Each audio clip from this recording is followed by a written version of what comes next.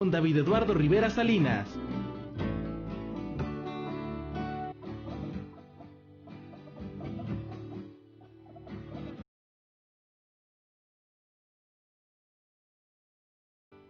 Building jumbo planes.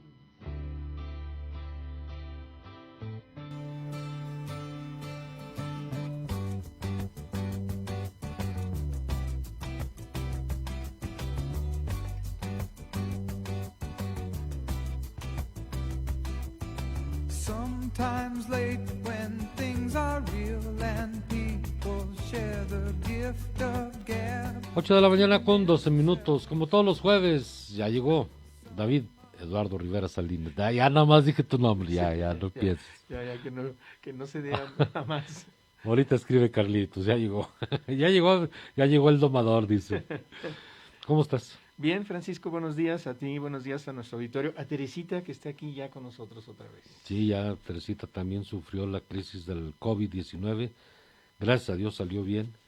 Fueron 3 semanas complicadas, como las tuvieron 9 de nuestros compañeros aquí en la radio. Ya prácticamente regresaron todos.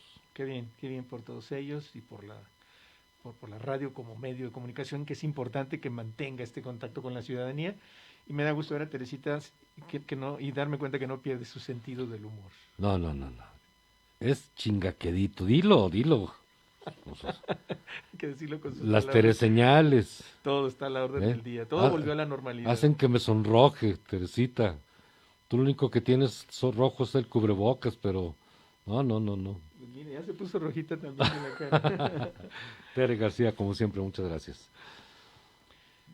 Francisco, pues escuchándote, me gustaría hacer un comentario como para hacer segunda en ese sentido. Tienes razón, los médicos y todo el personal de salud que nos está atendiendo son todo eso que tú has dicho y lo que han declarado también los propios médicos. Son héroes, pero también son víctimas de esta ingratitud de la sociedad. Yo los pondría en este nivel recordando este hermosísimo, un fragmento nada más, este hermosísimo poema que también a ti te gusta mucho de Borges, que se titula Los Justos, porque bien pudieran ellos y muchos otros estar en ese lugar. Si me permites, lo comparto con el auditorio. Adelante. Estimado auditorio, este fragmento usted seguramente lo conoce. Los Justos. Un hombre que cultiva su jardín como quería Voltaire, el que agradece que en la tierra haya música, el que descubre con placer una etimología, el ceramista que premedita un color y una forma, el que acaricia a un animal dormido, el que justifica un mal que le han hecho, el que prefiere que los otros tengan razón. Esas personas que se ignoran están salvando el mundo. Borges lo escribió en el 81. Antes de morir, Borges murió en el 86. Bueno, la soberbia del mundo contemporáneo sigue estando reducida a la mínima expresión de la manera más inesperada. Este virus sigue inmovilizando el mundo en muchos sentidos. Sigue temblando la economía por sus efectos y los paradigmas de nuestra sociedad, sobre todo, han provocado dentro de ellos que vuelvan a emerger los miedos que en apariencia comenzaron a ser arrasados desde siglos atrás bajo los principios de la razón, de la ilustración y de la ciencia. Y nunca como ahora la ciencia ha podido explicar, incluso de manera rápida y certera, aunque también muy contradictoria, las razones del contagio. Nos han dicho la composición microscópica del virus, lo vemos con esa coronita, al punto de que han establecido su tamaño, su peso nanométrico, su mapa genético, entre muchos detalles especializados. Eso hace la ciencia y lo ha hecho muy bien. Incluso han avanzado sobre los mecanismos, como lo sabemos ahora, tanto de control como de las probables vacunas que todos los días nos están informando que ya mero y que ya casi, y que tienen el 90 y el 92 y el 94, etcétera, por ciento de efectividad. Es decir, jamás nuestra humanidad ha estado tan preparada frente a algo que en otros tiempos era inexplicable. Pero fíjese usted que no obstante tanta certeza científica, siguen aflorando estos temores, los más ocultos del hombre, y voy a poner un ejemplo histórico. Como en los tiempos del historiador Procopio de Cesarea, cuando una peste que arrancó en Egipto en el año 542 llegó hasta Bizancio, la capital del antiguo Imperio Romano de Oriente, y que estuvo, así dice textual el texto, a punto de arrasar toda la raza humana, como lo atestigua ese texto llamado Historia de las Guerras, de gran valor, por supuesto historiográfico, escrito bajo el reinado del emperador Justiniano. Bueno, ayer como hoy, no afectó una parte concreta, sino que se extendió hasta los confines del mundo. Así dice el texto también, digo, palabras más, palabras menos, según las traducciones, como con miedo a que se le escapara algún rincón, como tampoco a un tipo de hombre, sino que se cebó en cualquier vida humana, por muy distinta que fueran unos hombres de otros, sin perdonar naturaleza, ni edades, ni maneras de vivir, ni dónde habitaban o la actividad que hicieran. Así dice la traducción, y pareciera que está describiendo lo que sucede ahora. Aquello que fue igual para las consecuencias también parece idéntico para explicar las causas y sobre todo a quienes lo argumentan. En esta traducción que pude encontrar también dice lo siguiente de manera textual: lo cierto es que para cualquier otra calamidad de las que manda el cielo, hasta podrían aventurar quizá quienes se atrevan a alguna explicación de su causa, como a menudo suelen hacer los que tienen la habilidad de fantasear razones absolutamente incomprensibles para los demás mortales y fingir teorías peregrinas sobre los fenómenos naturales. Y aunque saben que lo que dicen es una insensatez, se consideran satisfechos con engañar con sus embustes y convencer al primero que encuentran en su camino. Pareciera que lo está diciendo cualquier persona de ahora. Pero bueno, resulta que en estos tiempos de explicaciones científicas nuevamente sigue apareciendo la voluntad y el castigo divino, entre comillas, como la causalidad mayor. Al menos así lo dicen toda suerte de personajes, y lo leemos en la prensa o en artículos diversos y por supuesto en las redes sociales, porque abundan los sacerdotes, los rezanderos, los astrólogos, los buhoneros, los charlatanes, los adivinos, los apocalípticos, dice el lenguaje, común, del desastre. Al final de cuentas, insensatos todos. Y nuevamente se manifiestan esto que Francisco ha cuestionado, la indiferencia, la insensatez, pero también los conjuros, las invocaciones, e incluso hasta algunos se atreven a presentar rezos para apaciguar los miedos de los humanos. Y así como lo escribió Procopio para los tiempos de Bizancio, también ahora pululan las fantasías y estas teorías diversas, los engaños, los embustes. Y sí, todos estos personajes ofrecen a cambio de protecciones, incluso ofrecen certificados con coberturas temporales. Pero no es un campo exclusivo de los religiosos mercantilistas, lo estamos viendo con las declaraciones de los propios médicos, sino también de los políticos de todos los colores y calañas. Recuérdense que esta palabra muy mexicana alude a esa cualidad negativa en alguna cosa o en alguna persona. Es decir, políticos negacionistas, obviamente con una base tal vez religiosa como fundamento, o por puro marketing o por pura ignorancia, que acuden ante diversos asuntos y se muestran ante la persona como si tuviesen la soberbia, digamos, de decidir el rumbo de esta enfermedad. La pandemia ha mostrado pues cómo muchos políticos, y debo de decirlo así, de izquierda y de derecha, han desestimado la ciencia y en su insensatez acuden a las más insólitas prácticas en sus delirios, diría, de poder. Pero claro que la propia insensatez, Francisco, ha llegado también a la ciencia y al pensamiento, no podemos dejar de cuestionarlo. Vemos también artículos donde científicos muy connotados, ahora me parecen decadentes, lo mismo que filósofos o intelectuales, tanto nacionales como extranjeros, con muchas ganas de mantenerse en el estrellato mediático, también han entrado en escena y fantasean razones y acuden a teorías como en aquellos tiempos de Procopio de Cesarea, y acuden a neologismos o a malabares retóricos o a simplificaciones o a generalizaciones, según sea el caso, buscando que la realidad se pareciera más a las teorías que ellos dicen o escriben en sus libros de éxito, aunque también aportan al engaño intelectual de las causalidades, muy lejos del rigor de la ciencia, que también hay que decirlo, sigue siendo incapaz de resolverlo todo. Pareciera pues que no cambian los tiempos, pues aún los únicos remedios para el momento siguen siendo estos tan sencillos: el distanciamiento social, el confinamiento en casa, y lo voy a resaltar porque me parece que es maravilloso y lo olvidamos: el convencional lavado de manos con jabón, aquel invento antiquísimo de origen persa que llevaron de Alepo hasta los puertos de Europa y cuya primera fábrica europea la construyeron precisamente los árabes en Sevilla en el siglo X, en tiempos del Al-Andalus, que es el vocablo con que los musulmanes nombraron a la península ibérica. Pues bueno, este pequeño y viejo invento aún nos salva en tiempos de pandemia, de ciencia, pero también en tiempos de mucha, mucha insensatez. Y bueno, Francisco, finalizo recordando nuevamente este hermoso poema de Borges.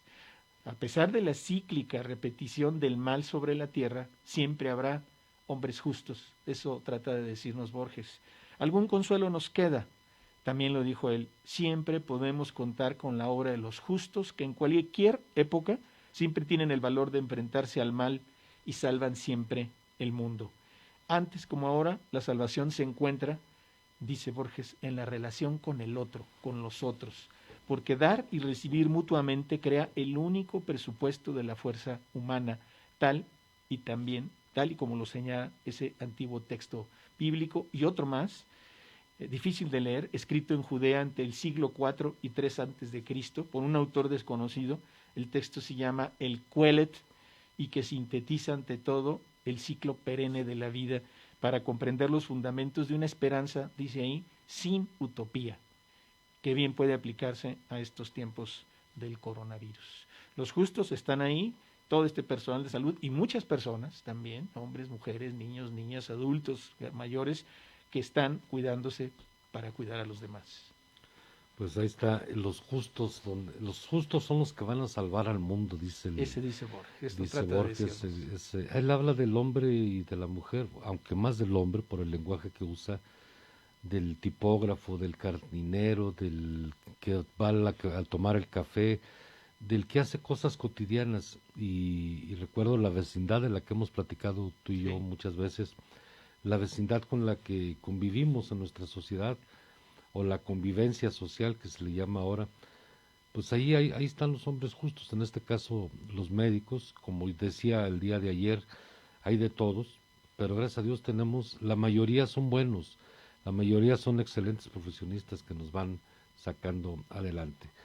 ¿Cuál es el problema? Y que es un tema también muy largo: la desobediencia civil, David. los injustos. Los diría. injustos. Los justos son los que salvan el mundo, pero los injustos somos muchos. Los tienen metidos en este atolladero, en este impasse en Sí. el tiempo, ¿verdad? Así El momento. Ojalá y haya un cambio y una mayor conciencia de la gente que aún no entiende la gravedad de esta pandemia. Y que lo que está en juego es la vida, así de fácil. Nada menos. No los colores políticos, no los intereses económicos de los políticos, nada, no. Aquí lo que está en juego es la vida, y la vida nos pega a todos. Sí. Antes decían que los viejitos nos íbamos primero, pero usted ha visto, hay niños, hay jóvenes, hay deportistas, hay gente muy sana que ya no logró pasar la rayita. Y hay gente con muchas complicaciones que ha dado la batalla y que ahí está salvándose. Ya lo entendemos también. La otra parte, que ya lo hemos platicado muchas veces, David, cómo nos está enfermando tanta información. Sí. Que es parte de lo que decías en tu comentario, ya nos enferma todo. Todo. Todo nos causa temor y no debemos de paralizarnos en eso también. Por eso hay que despojar de cualquier intento de desprestigiar esto, de politizarlo, para decirlo en otro sentido, y darle su justa dimensión y trabajar todos en la misma ruta. Digo, suena como un lugar común, pero el mensaje en el poema de Borges es muy claro: solo la ayuda mutua, es decir, trabajar para el otro y el otro para mí, es lo que nos puede sacar adelante. Que es de lo que trata precisamente el poema de los justos. Y déjame te digo otra cosa que me dio mucho gusto hoy: cómo las letras no solamente nos dan tema para platicar cada jueves. Las letras son tema hoy que nos hace invocar, por ejemplo, el poema de los justos o a todos los autores que describiste, pero si seguimos al pie de la letra lo que dicen, se pueden salvar muchas vidas, ¿eh? Sí. Hoy las letras nos están dando esa luz que necesitamos. Casi todo está escrito. Sí. Y lo que no está escrito está por hacerse, está por escribirse. Entonces, pues ahí tenemos una fuente inagotable de reflexión. Y el que busca, encuentra. En ese sentido positivo, favorable, ¿no?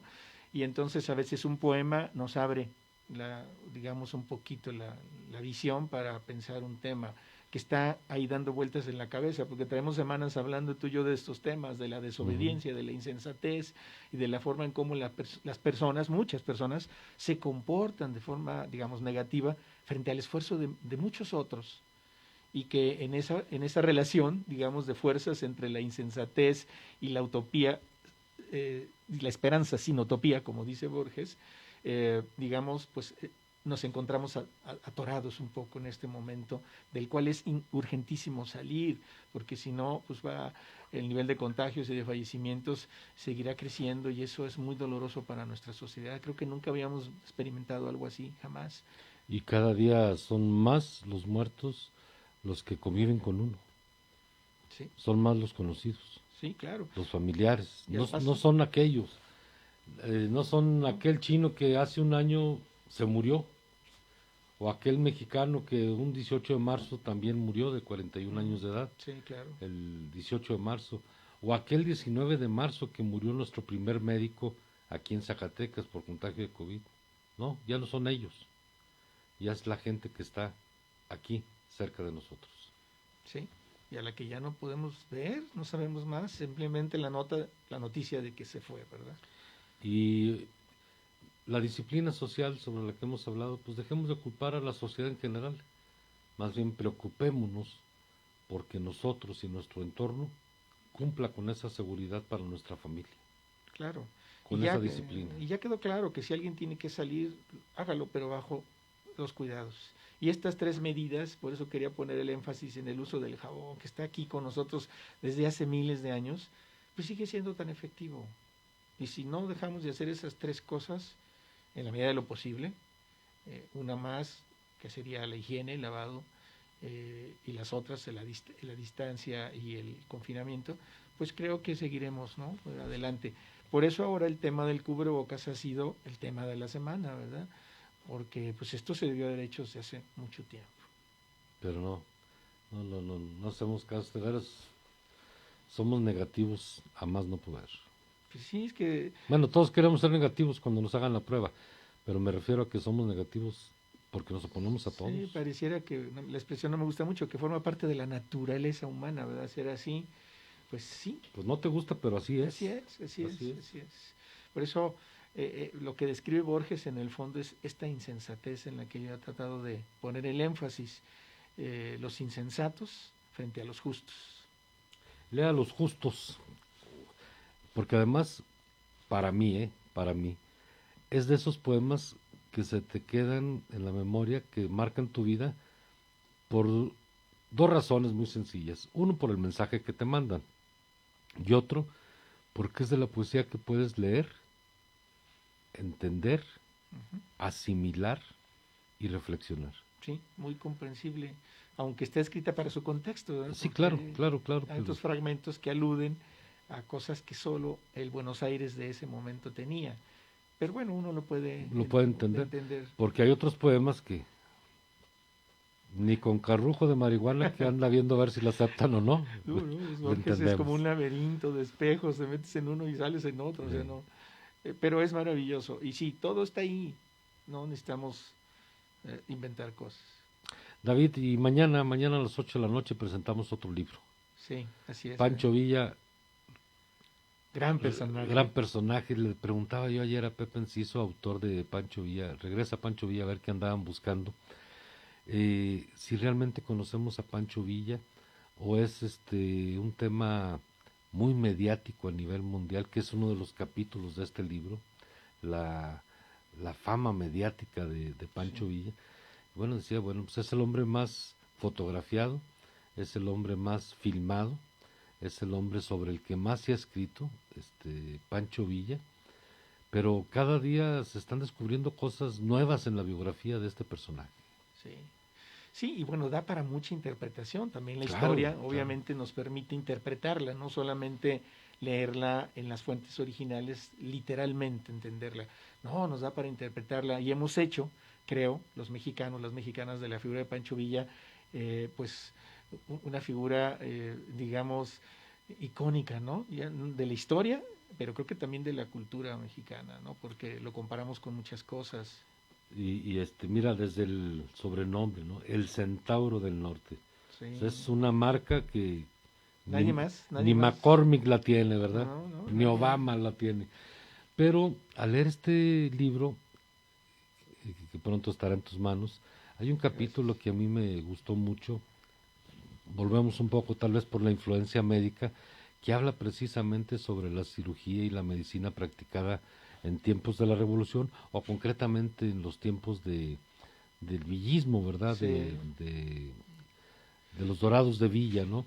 ¿Qué tipo de cirugías se estaba atendiendo? No solamente aquellos médicos que tenían que sacar una bala, sino también atendían epidemias, dolor de muelas, etcétera, etcétera. Y cómo en un vagón de ferrocarril mantenían un quirófano, una especie de quirófano, quirófano, una sí. especie de quirófano, pues, lo que hoy conocemos como quirófano, con todas las medidas antihigiénicas, Pero bueno, pero era la forma en la que se practicaba Sí. una cirugía, y para mí fue un capítulo nuevo en la vida de Villa y en la vida revolucionaria, no solamente de Villa, ¿verdad? sí, escuché la entrevista, el dato que dio Pepe Enciso ayer, ¿verdad?